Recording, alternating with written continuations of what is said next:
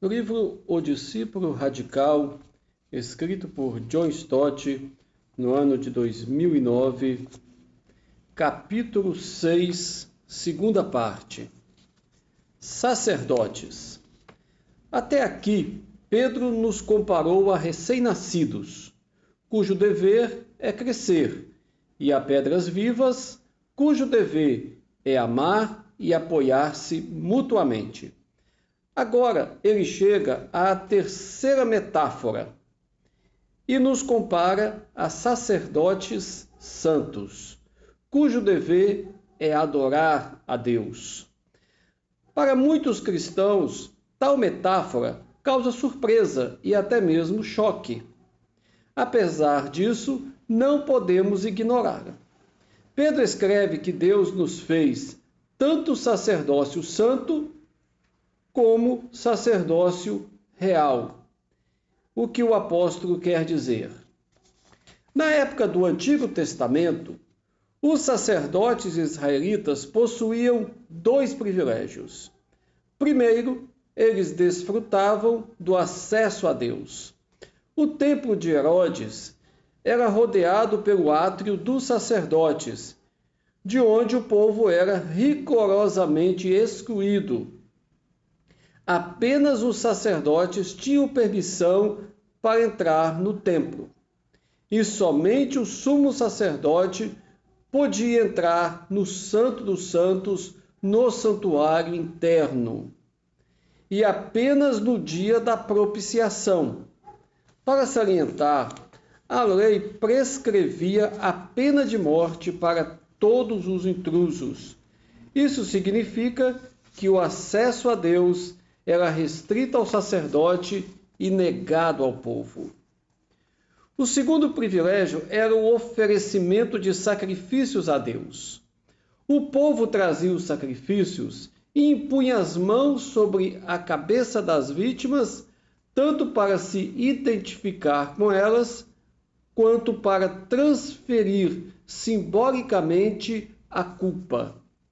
Porém, só os sacerdotes tinham permissão para matar os animais para o sacrifício, cumprir o ritual e aspergir o sangue. Na época do Antigo Testamento, o acesso e o sacrifício eram os dois privilégios reservados estritamente ao sacerdócio. Porém, atualmente, e por meio de Jesus Cristo, essa distinção entre sacerdote e povo foi abolida. Os privilégios que antes eram limitados aos sacerdotes, agora são compartilhados por todos, pois todos são sacerdotes. Toda igreja é um sacerdócio. Por intermédio de Cristo, todos nós gozamos do acesso a Deus. Temos ousadia para entrar na santa presença de Deus. Hebreus 10, 19 a 22. Por meio de Cristo, todos nós oferecemos a Deus os sacrifícios espirituais da nossa adoração. Esse é o sacerdócio universal dos cristãos, que os reformadores recuperaram na Reforma.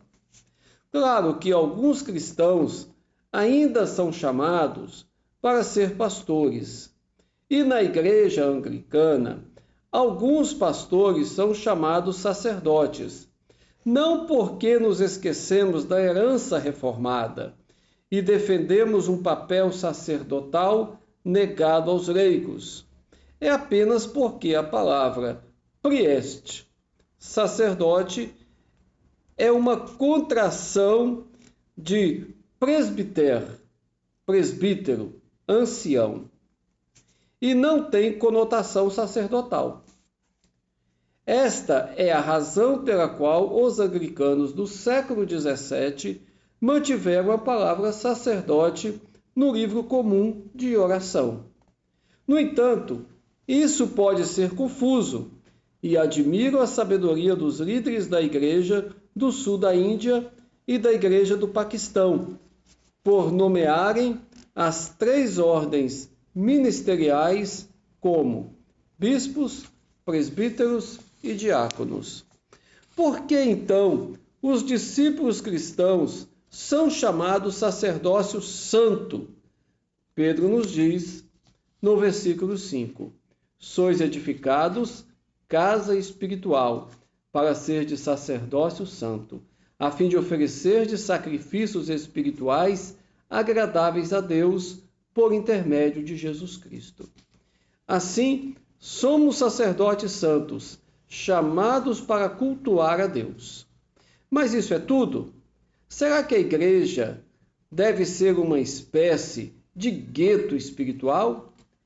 Devemos ficar absortos em nossa vida interior? Será que os nossos únicos deveres são o crescimento espiritual como bebês, a comunhão como pedras em um prédio e o culto, oferecendo a Deus os sacrifícios espirituais do nosso louvor? E o mundo perdido e solitário? Não nos importamos com ele? Povo de Deus. Tais perguntas nos levam aos versículos 9 e 10, nos quais Pedro desenvolve uma quarta metáfora. Vós, porém, sois raça eleita, sacerdócio real, nação santa, povo de propriedade exclusiva de Deus. Aqui o apóstolo compara a igreja a uma nação ou povo, de fato, a propriedade exclusiva de Deus. O fascinante nessas expressões é a origem delas. Pedro não as inventou, mas encontrou-as em Êxodo 19, 5 e 6. Quando Deus diz ao povo de Israel que tinham acabado de ser redimido do Egito, que se eles mantivessem seu pacto, obedecendo os seus mandamentos, seriam uma propriedade mais rica, secular, uma nação escolhida de entre todas as nações da terra, uma nação santa. Em sua carta, e com uma ousadia concedido pelo Espírito Santo, Pedro pega as palavras de Êxodo que haviam sido aplicadas a Israel e as aplica à comunidade cristã. Vocês, seguidores de Jesus, diz ele a nós hoje, são o que Israel era, uma nação santa, apesar de agora serem uma nação internacional. Mas por que Deus escolheu Israel? E por que ele nos escolheu? Não foi por favoritismo, mas com o objetivo de sermos suas testemunhas. Não para desfrutarmos de um monopólio do Evangelho, mas para que possamos declarar as virtudes ou excelências ou poderosos feitos daquele que nos chamou das trevas para sua maravilhosa luz. Pois de uma vez por todas, continua Pedro, fazendo referência no livro de Oséias. Não eres povo, agora sois povo de Deus, que não tinhas alcançado misericórdia, mas agora alcançaste misericórdia. Vocês estavam em trevas, mas agora estão em sua maravilhosa luz. Agora, portanto, não podemos guardar essas bênçãos para nós, estrangeiros. Até aqui, Pedro nos compara a bebês recém-nascidos com o dever de crescer, pedras vivas com o dever de comunhão, sacerdotes santos com o dever de cultuar, povo do próprio Deus com o dever de testemunhar. Pedro tem mais duas metáforas, e no versículo 11 ele apresenta a quinta. Amados, exorto-vos como peregrinos e forasteiros que sois, a vos absterdes das paixões carnais que fazem guerra contra a alma. As palavras gregas são interessantes. Forasteiro é aquele que não tem direitos no lugar onde vive. Peregrino é aquele que não tem lar. Por que Pedro descreve os seus leitores assim? Em parte porque é o que eles eram, literalmente. Eles pertenciam ao que era conhecido por diáspora. 1 Pedro 1:1.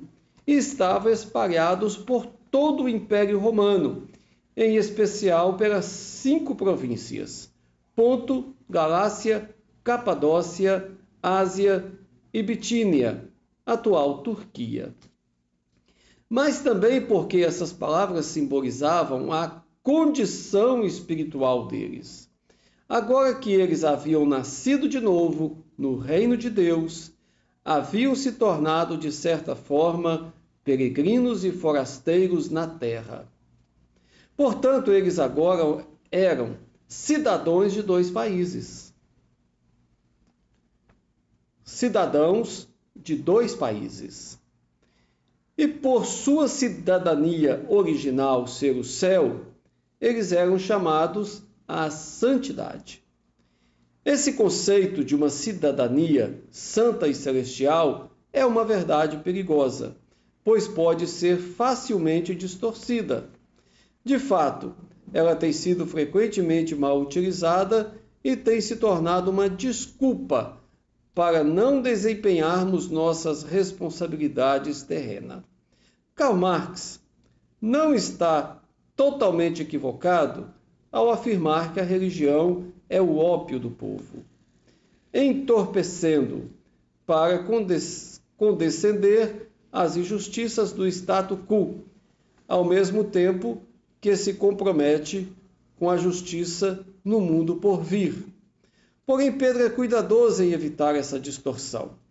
Ele parte da referência à nossa condição de peregrinos e vai direto aos nossos deveres de cidadania na terra. Em breve discutiremos mais sobre esse assunto. Servos.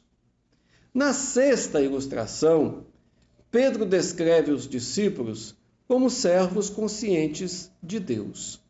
1 Pedro 2, 12 a 17.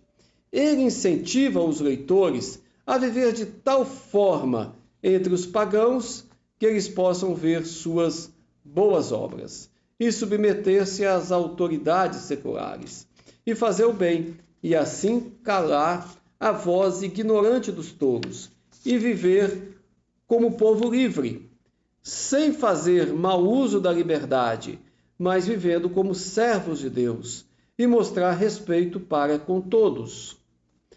Os irmãos na fé, Deus e as autoridades. No entanto, apesar de todas essas tarefas terrenas como cidadãos conscientes, submeter-se às autoridades, silenciar as críticas, fazer o bem, respeitar a todos.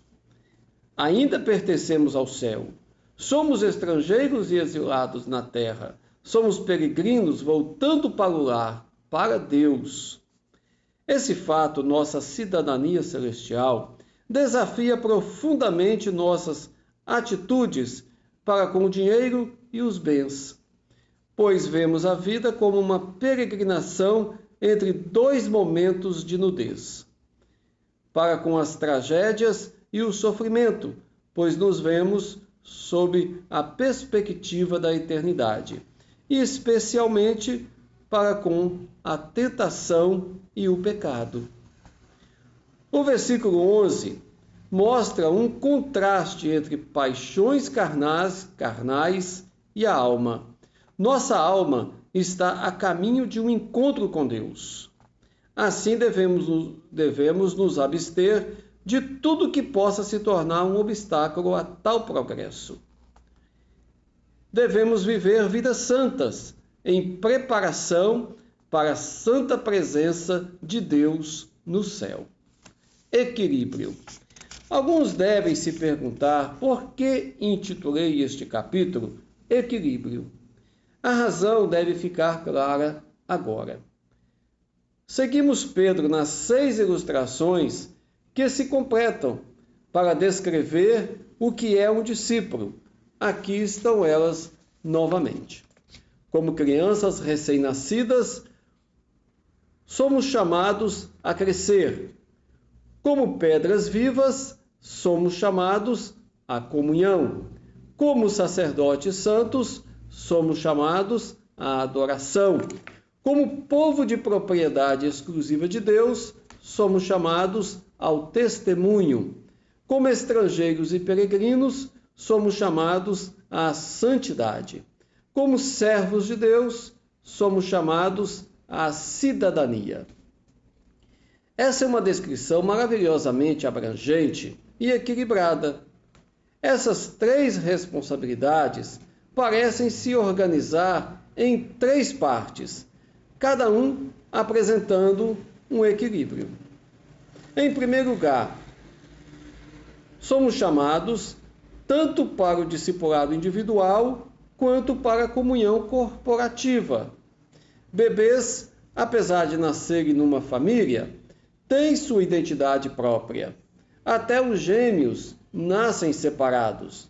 Porém, a função fundamental das pedras usadas em construção é ser parte de alguma coisa.